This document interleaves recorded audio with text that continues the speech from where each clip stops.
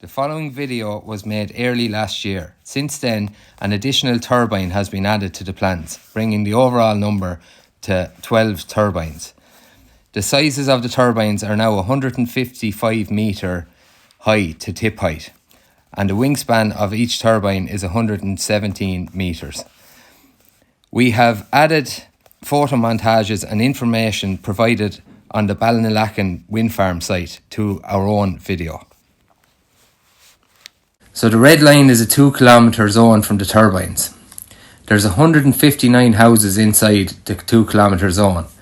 The blue line is a 1 kilometre radius from a turbine. There are 47 houses inside the 1 kilometre distance from the turbines. Castlecomer is down on the bottom right of the red circle. Ballyragget is on the bottom left. Ballyuskle is just to the left hand side of the red circle, and if you look at the top of the red circle, Ballynalacken is just there. So the turbine's proposed site is right in the middle of Castlecomer, Ballyragget, Ballyuskle and Ballynalacken. Okay, so to start, here's a view from Ballyuskle Hall. These images are provided on the Ballynalacken website page from the same area. You can see what our turbines will actually look like from this area. You can also see that the company strategically took this photo montage from behind a tree.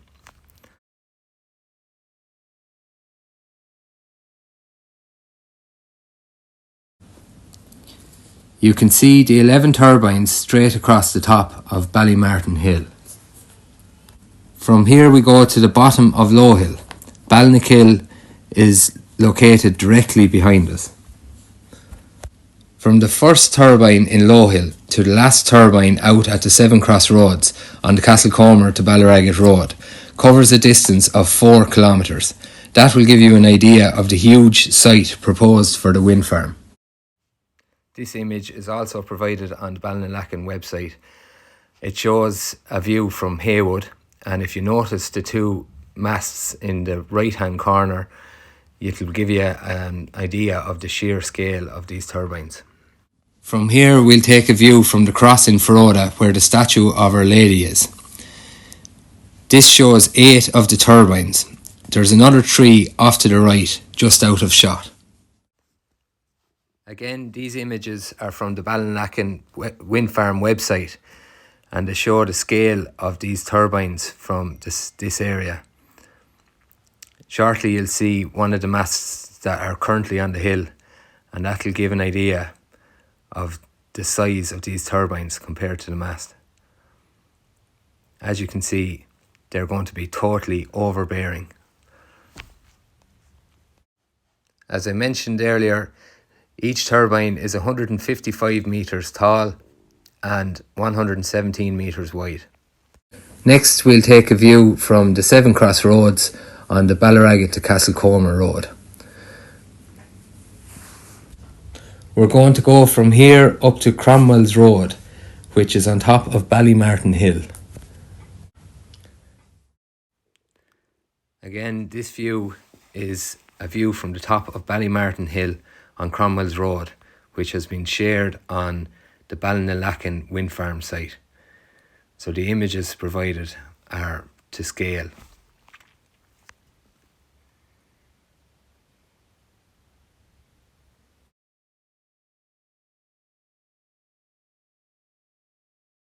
There are 2 telecommunication masts currently situated on top of Ballymartin Hill. The masts are 36 metres high, and there's a distance of 150 metres between the 2 masts.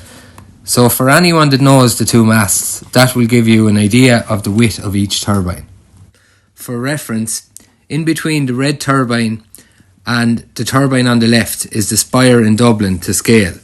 So the spire in Dublin is 121 metres high. The red turbine on the right is one of the 80 metre high turbines to scale that was rejected in 2004.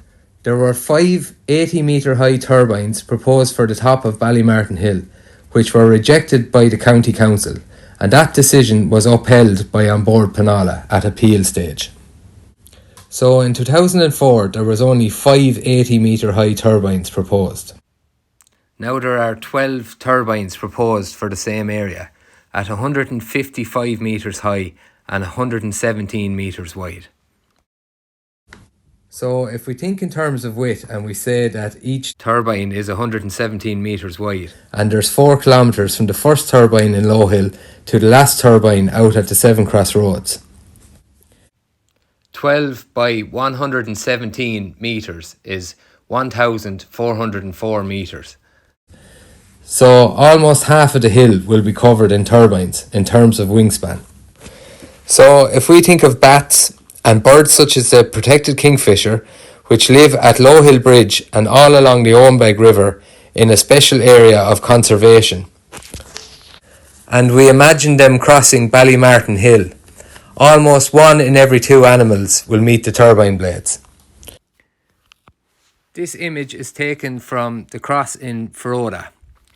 It shows the 2 masts that are currently on the hill.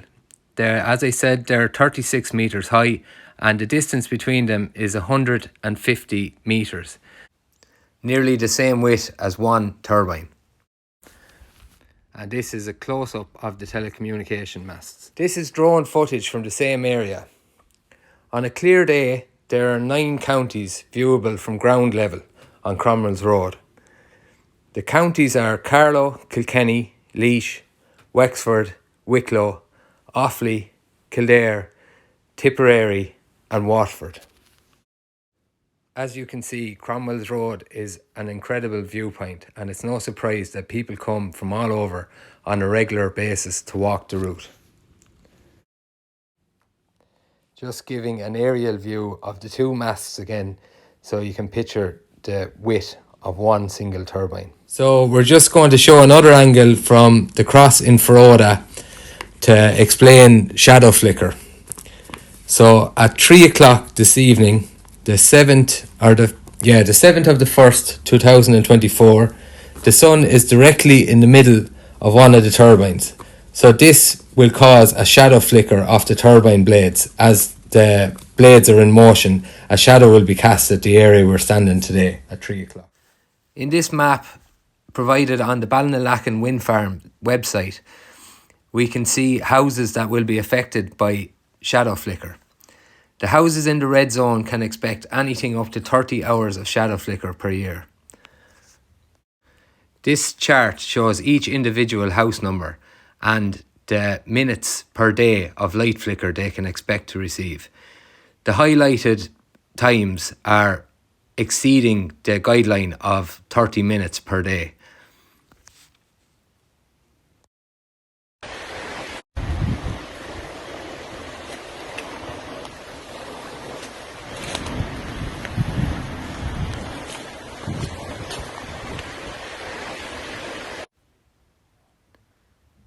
In this video, we can see the effects of light flicker inside somebody's house. As you can imagine, this can be incredibly frustrating for residents, especially those who may have elderly people living with them with dementia or parents to kids with autism. It's also important to remember that the chart only refers to the time that the light flicker is affecting your home. As you can see out the window of this house, the shadows will be passing through the field on local roads, so when you're walking your dog, tending your cattle or sitting in your garden, you can also be affected. This is not accounted for in the half hour per day on the chart. Okay, this is a video to show the rivers and waterways recognised and mapped by the EPA. So we've just inputted them onto our own map. And this is a view from Ballymaracken looking down to Low Hill. And as you can see, that blue line we're approaching now is a stream in the bottom of the valley that feeds into the Owenbeg River. So there's at least 4 turbines and the dig outs for the 4 turbines and the quarries that will be on the hill, the runoff from these will all feed into this stream. So there's major concerns about the sedimentation and pollution that's going into the Owenbeg River. So this stream joins the Owenbeg River just here at the bottom of Low Hill. You can see it going into the pink area. So the pink area shows a special area of conservation.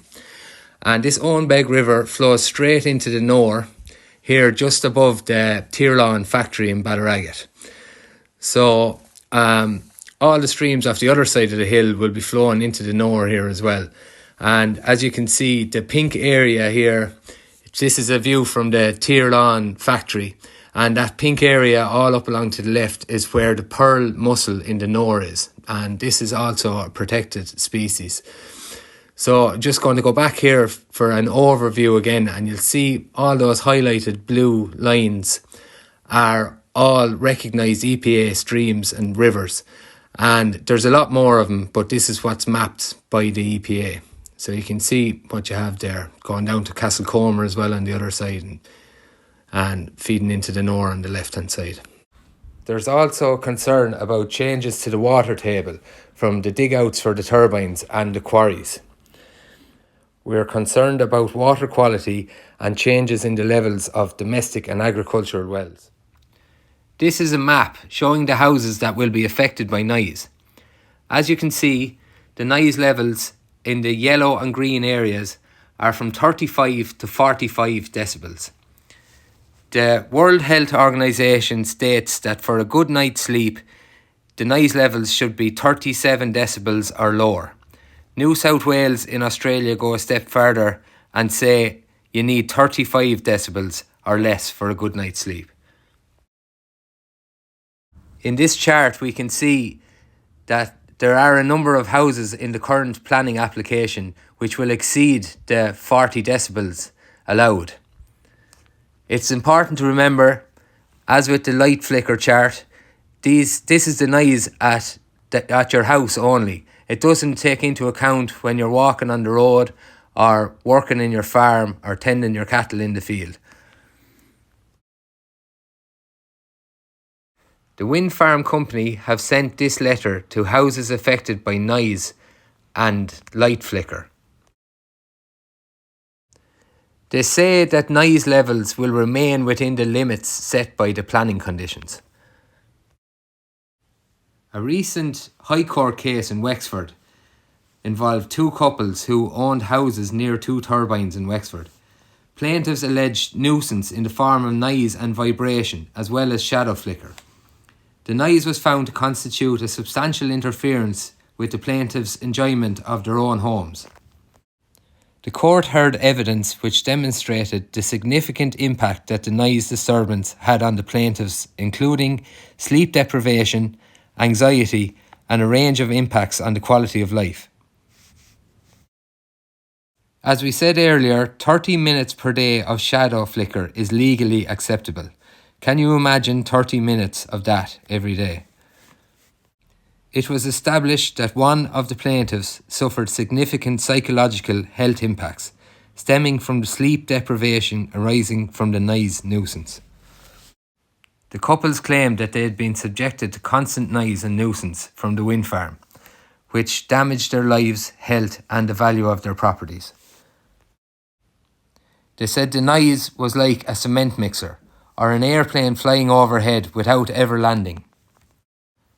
One of these turbines was 655 metres away. The turbine height in the Wexford case was 130 metres high. The turbines in the Ballynalacken wind farm are 155 metres high. These people could not get a good night's sleep in their own homes. Health effects are also referred to in the letter from the wind farm company. They were asked at a community meeting to give guarantees to the community that this wind farm would not affect anybody's health. They've fallen a long ways short of this guarantee. As you can see, they say that the health effects have been addressed in the environmental impact assessment report. Yet, this planning has not been sent to the HSE for consultation. They also say that the wind farm will be built in accordance with national regulations, which are outdated since 2006 and were designed for turbines which were less than half the size of the turbines proposed in Ballynalacken. Another court case took place in Ireland. This case involved a wind farm in County Cork. The wind farm had 10 turbines. The setback distance was 700 metres. The setback distance in Ballynalacken to the nearest house is 663 metres. The case involved 3 kids aged 10, 15 and 17. The kids had to leave their home in 2016. They claimed noise, vibrations and shadow flicker resulted in them suffering various conditions. These conditions included nosebleeds, earaches, skin rashes, swollen and painful hands, loss of power in the limbs, sleep disturbance and headaches. They started experiencing problems in May 2016 and had to move out of their own home in November 2016. Symptoms eased after they moved away but returned if they spent any time helping on the farm or near the wind farm. The kids had to take the case against the wind farm as the parents were receiving compensation from the wind farm in the form of a community benefit fund and as a result were not entitled to anything, even though they also suffered the same effects. Just to repeat, these turbines were 700 metres away and the ailments included nosebleeds, earaches, skin rashes, swollen and painful hands, loss of power in the limbs, sleep disturbance and headaches. So just to finish up the video, we're going to give you a view from the towns around. So this one is Ballynalacken, the square in Ballynalacken. And this is what you'll see from the square in Ballynalacken.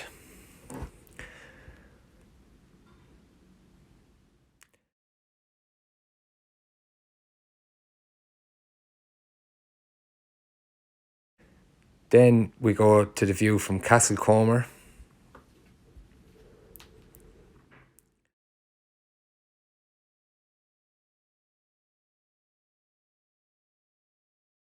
And here's what you'll see from Haywood School. Haywood has an ASD centre, which is an autism spectrum disorder centre. Kids with autism are affected by infrasound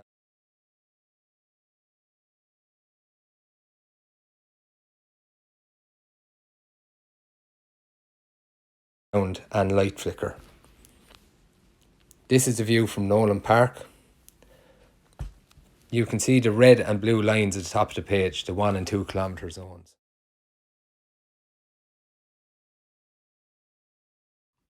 So this image is taken from Cromwell's Road up on Ballymartin Hill, and it's the last turbine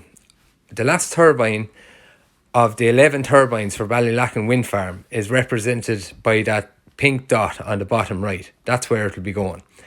The 2 pink dots on the top left of the screen are this turbine 1 and 2 for Iron Mills wind farm. This wind farm is going in Laois. So even though we're talking about a 12 turbine wind farm, really we're talking about 23 turbine wind farm in Ballynalacken and Iron Mills across in Laois. I'm just going to end the video with this drone footage from the top of Ballymartin Hill at Ballymartin Cross. The drone is 185 metres high in this video. I previously spoke about the 80 metre turbines, 5 of them that were refused permission by Kilkenny County Council. Their reasons were, and I quote, unduly prominent and visually intrusive, would be prejudicial to the natural beauty of the area and would interfere with the character of the designated landscape. The proposed development would therefore be contrary to proper planning and sustainable development of the area. If 5 80-metre turbines were refused in 2005 for these valid reasons, how can we now consider 12 155-metre high turbines for the same area?